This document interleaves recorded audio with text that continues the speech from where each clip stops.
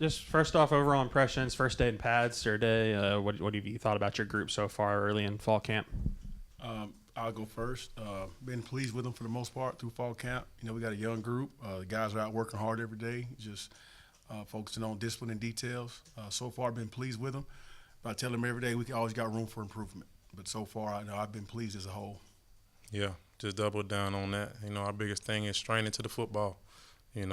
Thought the guys came out with the right mindset, just consistency, and just continue to get better with the details. One guy that we've seen a lot of rotation with the first team defense is Carlin Jones. So I'm just curious, from the time he got here to where he is now, what has he done to maybe build confidence in you guys and in himself, maybe, that he can have a meaningful role for this team? Yeah, Carlin, he works, man. He's a guy that got here in the spring, and we talked to him about footwork, and he attacked it. We talked to him about his hands, and he attacked it. He came in, and like most of those guys, they come in one-on-one to meet, watch film, study. He's a student of the game. He wants to be good. He works at it, and in my opinion, he's been one of the guys in our room that's probably from spring to now had the most growth. He's been really, really pleasant to work with, and he's worked really hard. Quincy's a guy, we saw it last year a little bit lining up on the inside, and when we saw it today in that 2-minute drill, I mean, how valuable is it to have him be able to do that and maybe make y'all's pass rushing a little bit more diverse in those maybe third and long 2-minute drill situations? Good. I mean, if he don't have to come off the field, man, I mean, that's good for the Hogs. You know what I mean? So just to help us be more versatile on defense and move him around where offensive linemen can't detect where he's coming from, that's going to be huge for us this season. You mentioned younger guys. You got obviously Okie and Quincy and Hunter as older guys, but then a lot of guys kind of, third, second year guys. And it seems like it's a, I guess, high population of defensive linemen to find that too deep. Is that what you guys feel? Do you feel like you've got a lot of bodies to figure out who these guys are going to be? Yeah. I mean, like a lot of you guys know, Quincy Okie's been around, right? I think as a total, there's 10 freshmen and sophomores in that room. So every D-line coach in America wants a rotation of 8 to 10 guys anyway. And our goal is to build depth in that room, give them all equal opportunity. And all those guys, like I said, are working on their weaknesses to kind of earn their role. So I think they're all competing for it and working for it. So, yeah, our goal is to build depth and find it. So you'll see a strong rotation every day going through camp. How's Antonio Sandal-Baskin been fitting in? He looks like an athletic defensive lineman for his size especially. Yeah, I mean, Antonio's fitting in well. Getting along with the guys. I mean, he'll go over, hang out with them and stuff like that. But this guy right here, man, he play 100 miles per hour, And so right now, didn't get him caught up on the playbook and things like that. But when it's time to go, that joker can go now. He's a physical dude. Any live tackle or anything today with the first day in full pads after we left? Oh, yeah, some live tackle. We got it in today. Oh, yeah. No, it was good. It was good. It was a good day. Coach always say the best way to learn how to tackle is to tackle. So that's what we focused on today. Go back to the film, clean up, and see what we can do to get better. Who all you felt thrived maybe today with the live tackling when you got in those periods? Today, I think, a couple of guys that kind of jumped out, but I think we got to get better as a group, honestly. You know what I mean? Too many missed tackles. First day, everybody always say, we joke today of, the tag off. Oh, Coach, I would have made that play or I would have got that. Well, we found out today. Mm-hmm. Some you did, some you didn't. And the ones that you didn't, now we got to go back and correct it. So, did anybody flash in your eyes? Individually, just off the field without watching it, I can't think of anybody. Not really. Nobody stood out to me today. Over the last 4 days or so, it's been everybody's had a day. Quincy has a day. Okie has a day. Carlin's had a day. I'll go back and watch it this evening, and I'll know somebody had a better day because watching it live, if you don't see them make a play sometime, you're like, all right, what we do? Mm-hmm. When we go back, for us, it's a technique position, so you got to go back and evaluate all those things. So I don't think anybody stood out high or low, to be honest. Which to me, it can be solid.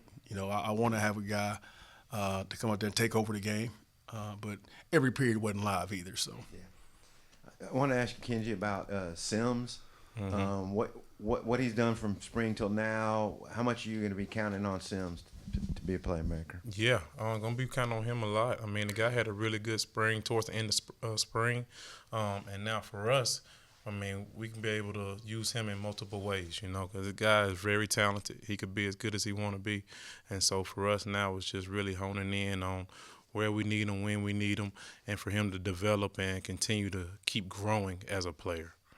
The guys on the interior, I'm wondering how deep, like, you feel you may be able to go if Beal has a chance to get in there, and maybe some other guys that, you know, have a chance. Yeah.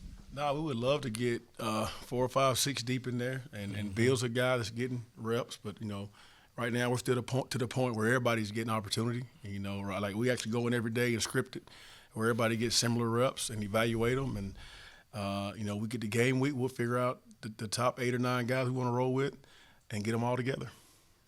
I think the last time we talked to you, you said that you felt like a big reason that went to the playoff last year is because was able to go 3 deep on the D line. Just what's your philosophy, I guess, as far as like keeping your, you know, some of your star players on the field and how much you want to share that load with getting them off and those rotations? Yeah, you know, for me, I'm a firm believer if you can get your guys in and out the field every 5, 6 plays up front and keep them fresh for the fourth quarter, because you know this is SEC football. Ain't gonna be a whole lot of blowout games. You know, you got to win close games. You got to stop the run. And I'm a firm believer that you got to have depth up front to do those things. So, yeah, I've always been that way, and I'll always be that way. We got to build depth, and as many as we can play, we will. Yes, you sir. know, if we find 12 that can play in this count, we're gonna play 12. If it's only 8, we're gonna play 8. But we're gonna play as many as we can on a constant rotation. And then just want to ask about another freshman, Anthony Kennedy. Just what have you seen from him? Shoot, that joker is night and day from the spring, man. The guy, man, has picked up his playbook. He's working hard. He's really trying to focus on the details, you know. Had a little bit of setback in the summer. We sat down, had a conversation with him, and he's turned over, you know what I mean? So really excited about him. He just got to continue to get better each and every day. And so for him, it's just really locking in on the details and continue just to work and work and work. I want to ask about another freshman. We kind of talked ad nauseum about Danny Beal, but where have you seen the biggest strides for him from, you know, spring, summer OTAs and here now? Yeah, I mean, I'll go first on Danny. To me, the biggest stride I've seen from him from the day I got here to now is his understanding the game, right? Like, he's a big, physical, strong dude, athletic dude.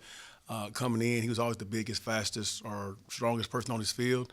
And now he gets here, and everybody's is not as big as him, but probably as strong as he was. Just learning the game and being a student of the game, coming in, watching more film and studying and just understanding the game of football as opposed to just being big and strong. So to me, that's what I've seen out of him is growth-wise, is maturity and understanding the game of football. And wanting to learn. I mean, the guy comes in early in the morning. He'll come in late. He'll call you. Hey, coach, man, on play 24, how was I? You know, he's just trying to get better each and every day. So really excited about him. How do you guys, I guess, mix it up a little bit with, like, who's the nose and who's defensive tackle? Like, I feel like Okie was doing more nose in the spring and maybe more defensive tackle now. Like, how do you make that distinction with who fits where? Like Coach said, we're trying to build depth. So those guys that can swing, we will swing, and just trying to, like you said, trying to find more guys that we can have out there on Saturday. And so the more the merrier, and just trying to find that right combination of guys, you know. And so that's what we just continue to work, continue to grow with that. Coach Cramsey was saying, you know, everybody day 1, day 2 is excited, everybody around the country. But now you're in day 6. How's the energy level? How's the response from the players? They still focused and giving 100%? Yeah, I think everybody's still giving good effort, energy. I think everybody's been pretty focused. You know, it's day 6, 7 of training camp. You know how training camp is. It gets redundant for a lot of them. But I think overall, I think everybody on staff would tell you these kids are working, man. They're doing what you ask them. We're asking a lot of them, and they're up here learning the game, studying, working hard. I don't have a lot of complaints from our room or any room, to be honest. How hard is it when you're recruiting defensive linemen to find 6'3", 350-pound, fast twitch, muscle fiber human beings? I say all the time, God didn't make that many of them. He didn't make that many of them. So it's hard, man. That's just, you really, if you go out there looking for 6'3", 300+ pounds every time, you're going to be disappointed. You got to do a thorough job of finding some guys. You got to get a couple guys every year that are maybe not quite as big at now, but have growth potential. Look at the parents' frames and so forth and so on. And you got to be a master at finding those guys and developing them. 'Cause you're not going to get the 4-star, 5-star, 6'4", 315-pound every year. You got to be able to get those kids to have potential and upside that can get it done. And everybody talk about height and size, but nowadays you got to find those kids that love football. Especially with the NIL out here, and man, do you really love it? And so that's where you got to do we got to do a good job of really digging deep and finding out those guys that really love the game. I think y'all are the next in line of coaches that have said that have come up and talked to us. Is that something that you guys talk about a lot in meetings, or is it just, everybody knows it anyway that you need to find guys that love football? Is that something that's really impressed on y'all? Me personally, that's always been a thing. But I think that's just reality of the world we're in now, and I think from the beginning of time to now, if the kids don't love football, you ain't going to get much out of them. You ain't going to maximize their potential. I don't care if it's pre-NIL or NIL. You're going to have a complaint about them regardless, because this game at the college level, especially the SEC level, it's a commitment. Mm-hmm. It's a commitment, and if you don't love it, man, you're not going to be able to put all into it. So that's number one thing you got to figure out. Do kids love football? And if they don't, they can drag your program down. Mm-hmm. Y'all have 3 guys with your group, Odom, Day-Day, and Carlin, who were big-time recruits, went to schools that compete for, national championships, and didn't play much, and now are here trying to prove themselves. Can you feel a chip on their shoulder from those 3 guys, and what has it been like working with them 3? Yeah, for sure. You started with Odom. That guy right there, man, he knows the game. He's got a really high football IQ. All right, for him, it's consistency, And then Carlin, man, the guy just keep getting better each and every day. He keeps getting better. He can be as good as he want to be, man, if he just turn that thing on every day. And then Sims, man, it's just consistency. Once he gets that, man, we'll have something special.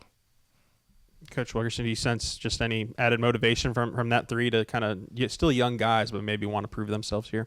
Nah, yeah, Coach, I hit on it. I agree with what he said. For the most part, those guys are hungry, man. Like, they all feel like they got a chip on their shoulder. They transferred here, and as people ask them, is it because you couldn't play here or what? So that they all want to prove themselves that they do belong at the highest level, and they all want to get on the field to have an impact. And they're all competing to be in the rotation. So those are all guys that you can see it.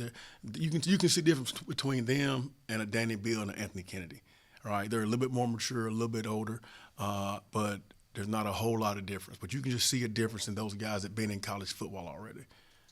And I know we're probably going to see a lot of Osborne and Oki working together up front. How do those guys complement each other? What are maybe some of their differences when it comes to strengths? We got, some of those guys like the Osborns and the Okies. You got your Okies that are twitch and stuff like that, but you bring in Carlin, that's a bigger, thicker body, that can really take on those doubles right there. And then, with Sims, he's also a bigger, thicker body that can build a wall up front. So when we want to go heavy packages, that's where those guys come into effect. Guys, great job. Appreciate you. Appreciate y'all.